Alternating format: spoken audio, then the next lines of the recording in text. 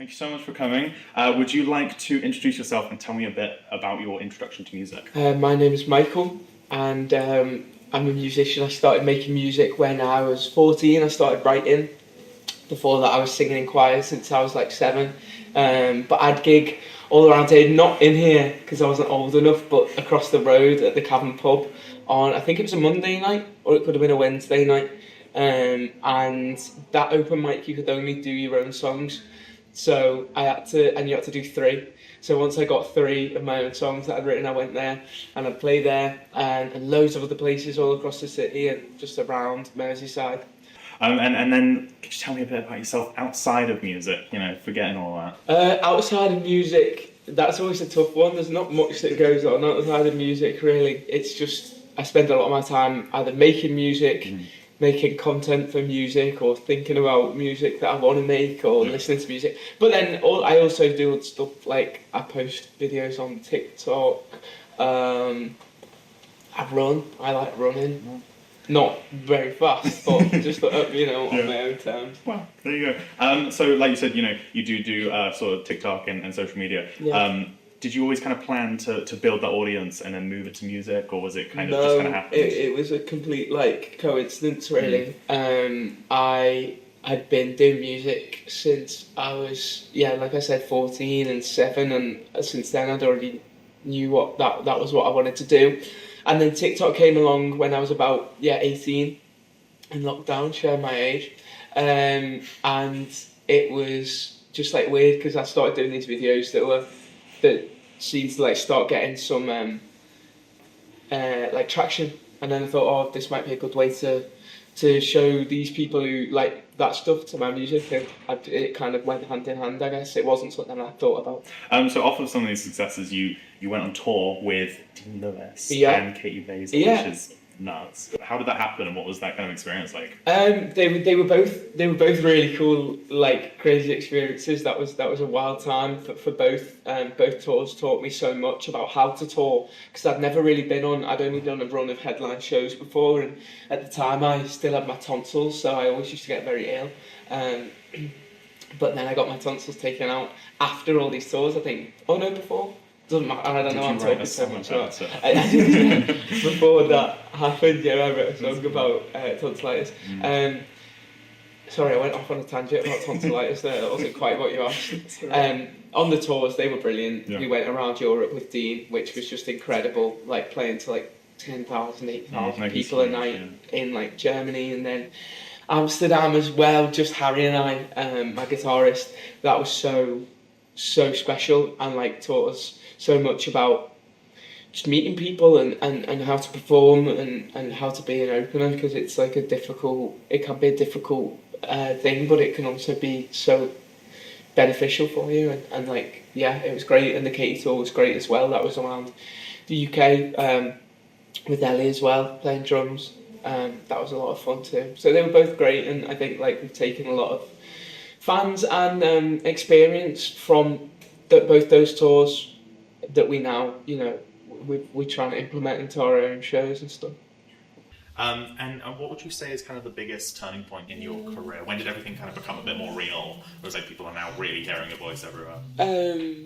I don't know, it's always gradual. There's definitely been massive milestone moments that have mainly come through BBC and BBC Introducing with the live side that we've done, and doing sessions, and because they're things that I've always looked up to since I was a young kid, 12, and then you finally get them and you think, wow, do you know what I mean? That's when all your hard work starts to you think, oh yeah, something's happening here. So when we played, the one that springs to mind, when we played Reading and Leeds, that was insane, because Leeds was a festival that all my friends went to when we were 16 or whatever. I didn't go, actually, that's a lie, because I was too scared, but I went this time.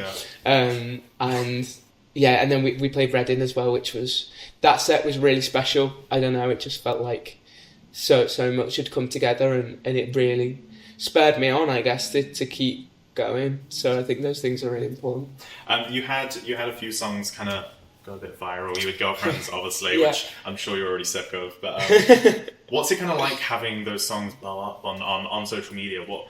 It's cool. It's strange. I think like the journey of different songs is never something you can anticipate. There are songs that obviously have a lot more kind of widespread, like they get into the psyche a bit more widespread than others. Like Girlfriends, for example, that verse just went like the most viral I've ever had anything go, and like was just so weird and kind of spins out of control a little bit. But then there are other songs that are like, they've probably been listened to the same amount of times, like Bleak, which just have a different trajectory where it might be like it's not as viral a thing, but people keep going back and listen to it, and it's more steadily grows. So I think like it's cool. Don't get me wrong. Like when something is going viral, it's so cool.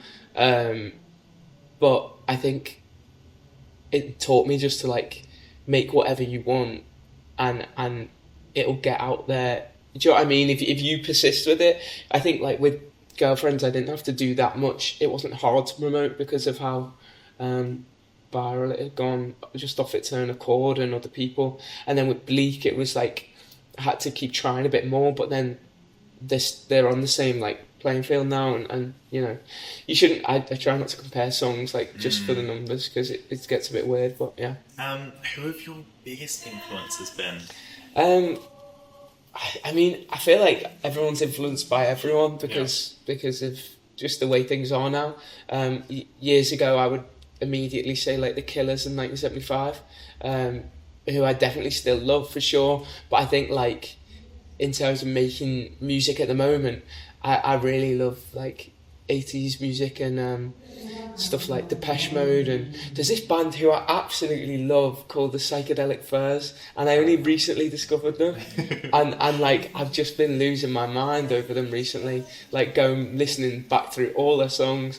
So yeah, like I think it changes and everything's fleeting, but I've made more of a conscious effort to listen to some people and try and get some stuff from them. Do you ever get writer's block? How do you ever?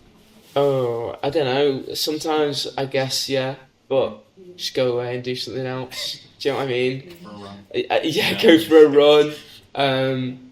I don't know. Like some days are more productive than others, but that's like the nature of it. If you beat yourself up over that, I think trying to remove yourself from the process has been like beneficial for me.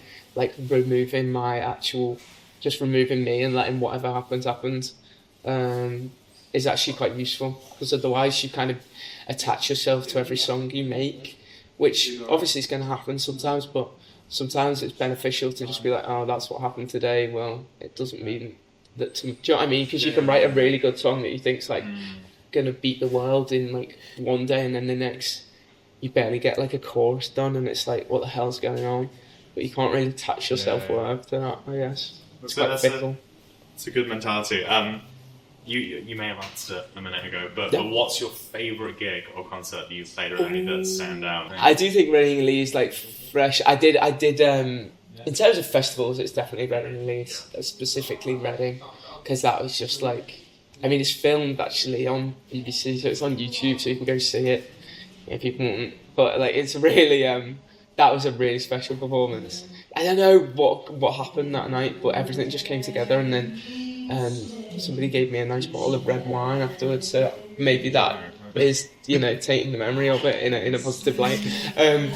But we just finished touring in October, and did a biggest headline we've done yet in London, in a venue called the Scala, and that was so cool because it was like stacked up and like people were up at the top, and it felt like you were like a gladiator in the Colosseum. That was really cool. My voice was a bit off, but it was still good. So you've just on tours. You've just finished a tour. What's kind of next for you? Do you think albums, international tours? Potentially. I mean, I think for me now, I just want to focus on releasing new music. It's been like a while since I put anything out. But I've been working really hard. I've been out in far-flung corners of the world, such as Sweden and just down the road, making like some music that I'm so proud of. So I hope that I hope that like people like that when I put it out. But yeah, I'm excited to just start releasing again, and because I've created so much, and just to keep creating. And I think that like not doing it has just made me want to do it even more, you know. So that's just a lot of new music essentially. And finally, who's going to be on your Spotify rap this year? Oh, psychedelic first, for sure. Yeah, I've listened to them about. Is it 100,000 minutes, 200,000 minutes? It's getting there. It's climbing. I just have like, what songs do I have? I have The Ghost in You, and also there's one called She's Mine. I've been listening to them so much. They just make me laugh. Some of the lyrics, but it's really good. That's all I've got for you. Thank you for having me. Thank you so much. Really that was a appreciate pleasure. it.